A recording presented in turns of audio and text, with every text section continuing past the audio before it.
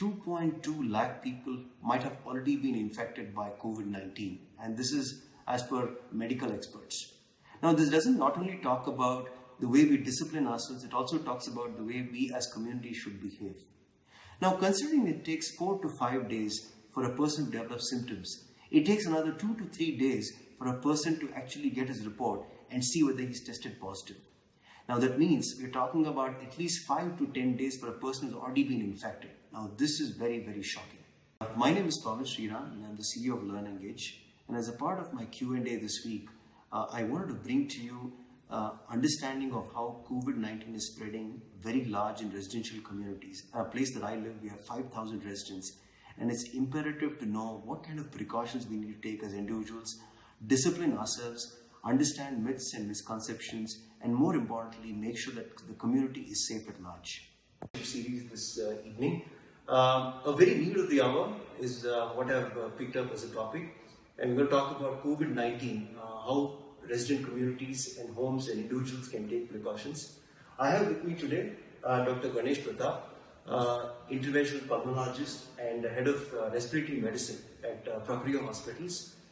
Thank you, Dr. Ganesh, for giving us a chance to talk about COVID-19 and how communities, individuals can take better precautions. Kindly introduce yourself and tell us more about what you're seeing at Prakriya today and the kind of cases that are emerging in the last few months.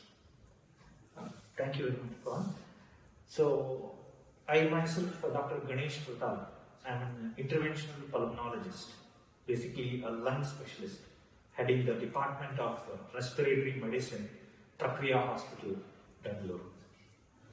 So, the situation now which have arrived is really a pathetic one. So, such a kind of situation which I have never ever seen in my life. So, we are usually called as pulmonologists. So, this terminology is for the doctors who treat respiratory diseases. So, we are usually known as respiratory physicians. So, among them, some are interventional pulmonologists, where they do minor or major interventions to repair the lung parts. Right? So, now coming to the present situation, the COVID, actually during the first lockdown, the lockdown is actually a time, it's a bridging gap given for the system to get ready for the pandemic. Pandemic is nothing but, what is meant by pandemic is the disease which is spread all over the world, which comes in a particular cross section of time which was not expected. See, normally the corona, this is actually, we didn't expect such a huge number of infective rate at that particular of time. We have other diseases, but the prevalence rate or the incidence rate is fixed. For that particular system, we are ready. We from the hospitals, we are ready. But corona is a surge. It is a surge which has happened. Actually, the first lockdown had given us opportunity to get ready. But unfortunately, I think we took the disease a little bit lightly. We thought that Indians have good immunity, or we were being vaccinated with BCG and all, which would be protecting us. No, it was not that. It was actually the lockdown which has protected us and given us time to get ready.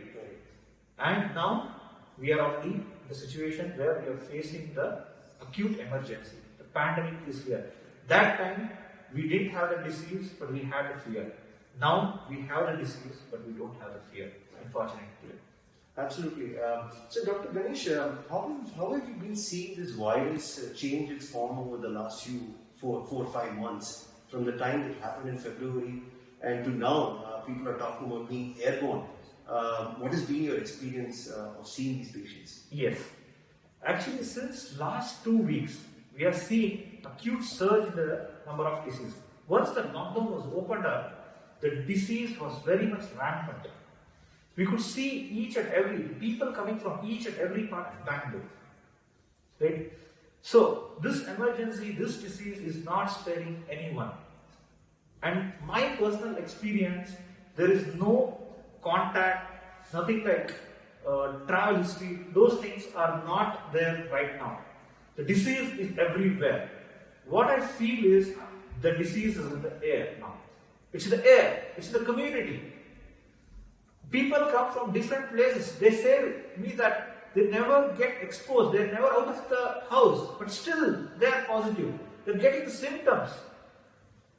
You know how they are coming to the casualty? There is a line of people who are coming to the flu clinic. Every hospital has this flu clinic. They come with acute, severe myalgia, pain, severe joint pains, severe fever, headache, vomiting, and this anosmia. What it means is loss of smell, dysgeusia, loss of taste. It is just acute viral fever presentation with the respiratory component of cough, expectoration, and breathlessness. This is what the people are coming and presenting to us. Okay. So, from what I spoke to you earlier, you said that you've been seeing almost 20-25 cases, and 80% of them are asymptomatic. They come to you and then you realize that it's very critical. What precautions do you think people should take, before even coming to you, and making sure that they are aware of this problem? So at this point of time, what I want to tell the community is, this is the war zone. Literally, we are in the war zone. In the war zone, the important point is we should know our enemy properly. So Corona is our enemy. It's between you, me, and that. So we all together, we have to fight. We have stopped running out of this. There won't be any more quarantine now, because people who are not having symptoms, who are getting positive, we are sending them back to home isolation. Because we are short of beds over there. We are not prepared for this. So we are entertaining only symptomatic patients. Right now, today in Bangalore, we don't have beds. People are running in the ambulances all over the whole Bangalore for beds. We don't have COVID ICU beds. This crisis is mainly because we are acute shortage of manpower. We don't have the sisters or D-group workers who are voluntarily ready to work. 50% are getting back, stepping back. So what I want to tell the community of doctors and everyone is, now the time has come to fight. We have to stand against it. We have to fight.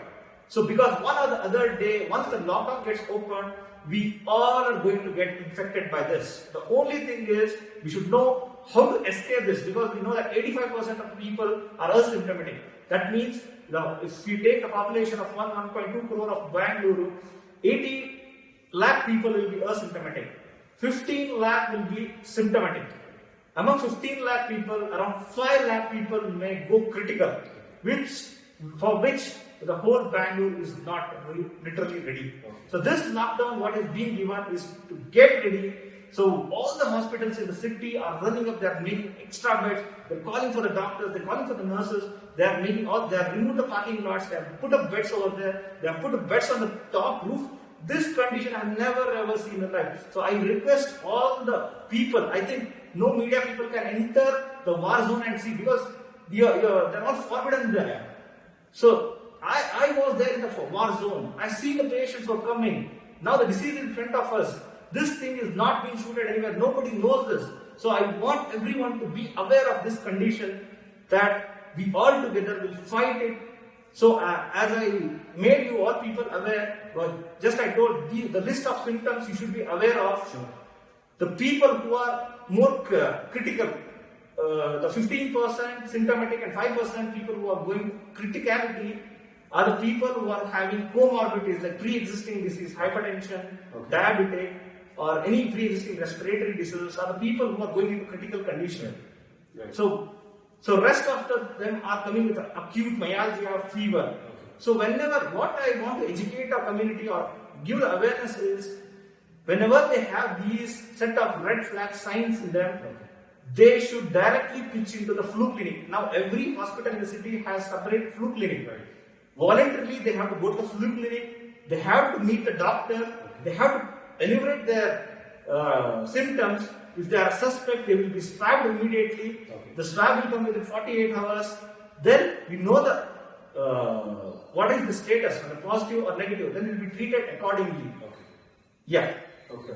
Now, another thing I'm also given to understand is, you said that people, especially in the age group of 50 and above, do stand a high risk, especially given that they are diabetics or they have respiratory disorders. Now, what do you suggest that families of such people, given that we already have elderly relatives, parents, what do you suggest that such families and people do, to make sure that they don't end up at this stage? See, this lockdown might be continuing still more time, or it might be there. It may end for a week. It's a very difficult or challenging time for even government to handle this situation. They're all being, each and every one who is fighting with this corona are being stretched like anything. We're all overburdened now. We're trying to handle the situation. Even the doctors who are there in the field, they know very minimal about this disease. We don't have drugs. We don't have vaccine. So we're being stretched for the situation. So this thing should be known to the system. So even the lockdown, closing up of lockdown, opening up of lockdown is like just a balance. If you close the lockdown, the economy will go down. If you want to get good economy, you have to open up the lockdown. Again, the burden of disease will go. So we have to fight against this. One or the other day, the lockdown is going to open. But till the lockdown is there, so as you ask the question, how these people should be. So these people above 50 years who are having pre-existing disease, who require regular consultation, I request them to go for a video consultation. They can opt for a video consultation. Instead, if they are stable, if they don't have any disease, if they are taking continuously the normal drugs, which are regular medications, they can video consult with their specialist and they can continue with their medicines. Right now, I don't suggest anybody who are normal to go to hospital. Right? And second thing, in a community like this, where you have population of more than 1,000 or 2,000, you list all the people who are above 50 or who are having pre-existing disease. I hope there will be one or two doctors in the community. You can make a screening area, 1 hour every day. You can make a list of these people. They can take pre-appointment. They can come with their reports. They can get screened with a doctor, and they can be in touch if any emergency happens. Right? And every community should have this thermal gun and pulse oximetry screening, so that whenever a person comes in or comes out, so they can screen it over there, and if they have any symptoms or anything, fever or pulse oximetry, desaturation, that can be noted, they can be subjected voluntarily for screening. This is what I suggest for communities, or gated communities.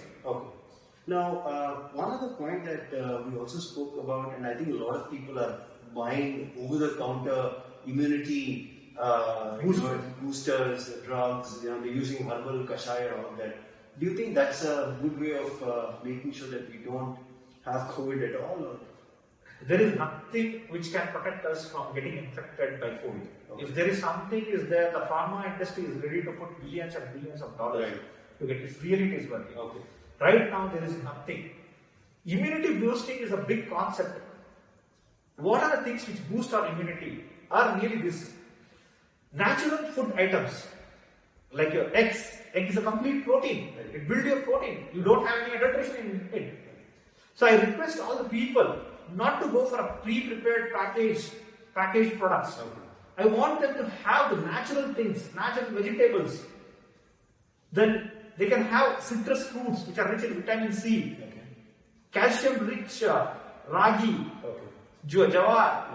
Then they can have more of fluids in the daytimes. And I always request for boiled and cooled water over filters.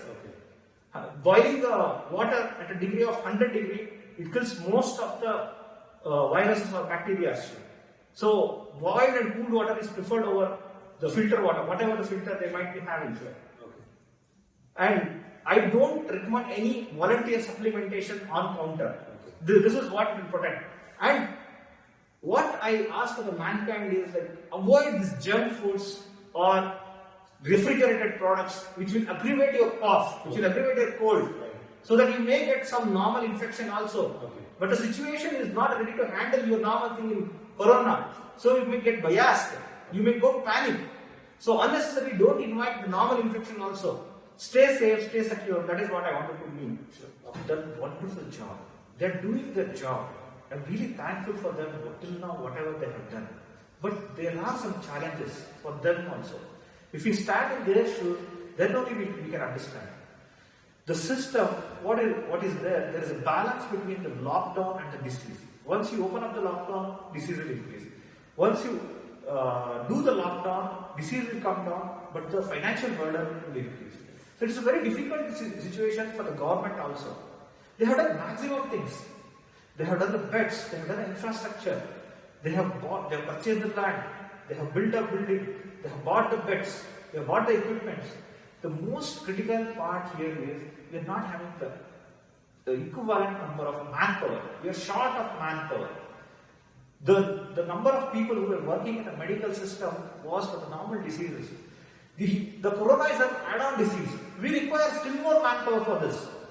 We are building the blocks, but we are not getting the manpower. We want volunteers to work so that we all together, we, system, people, government, all together will fight against this corona and win the battle. I'm sure we will win the battle. Thank you, Dr. So before we wrap up, Dr. Ganesh, one last question, and it's very critical that most of us here stay in a very large gated residential community, and you and I stay in a place which is more than 5,000 residents. How can resident associations or the community itself take enough precautions so that the resident community is protected? Kids, individuals, elderly citizens, you spoke about them. How can the community at large take precautions? See, lockdown outside community is lockdown inside community. Right? Lockdown they have made means there will be some reason. Okay. I have seen in many communities that when the gate is closed and nobody is there to monitor them, they start walking inside the community, kids start playing together. Because we can't resist, go to the kids playing, we can't resist them. Right. So instead of that, till the lockdown gets open, we can request our kids to stay inside the home. So the lockdown which is applied outside the gated community is also, it should be mandatorily applied for inside the community also. Okay. Being inside the community is not the privilege because corona is everywhere. If one person is infected, the whole community may get infected. So the idea of this lockdown and getting prepared for the disease burden is pushing away the disease. Yeah, I and me, one or the other day, we are going to get this infection. But we should see into that during the burden time we should not get infected. Because now the criticality has come, we don't have beds. We are overburdened to give beds to the patients. Even we had 1 or 2 beds for the people who are working in the hospital. For them we were reserved. Sometimes they may get ill and they may need the bed. 2 days back we had such an emergency where we had 3 ambulances waiting in our front of hospital and we could not do anything. We gave that bed also to the patient. Literally, if I get infected, there are no beds. If I develop disease, there are no beds. So one last thing, what I want to tell you people is one thing is the concept infection and development of a disease. Infection means the virus goes inside the body, it comes out. Then when you have been tested for swab, it may show positive. All infected people, this is what it means by infection. Once the virus goes inside the body, it may come out. You may develop or you may not develop a disease. Once it is there inside, when we test for the swab, we will get the positive report. That is called infected or positive. 85% of the people stay asymptomatic, they don't develop any disease. 15% of the people, they develop disease, corona disease. Development of disease means they develop the symptoms, cough, expectoration, breathlessness, chest pain, fever, myalgia. These are the things. So, whenever we have these red flag signs, you go emergency to the flu clinic, you tell your symptoms, meet the doctor, get swab check done, please save this community. Thank you.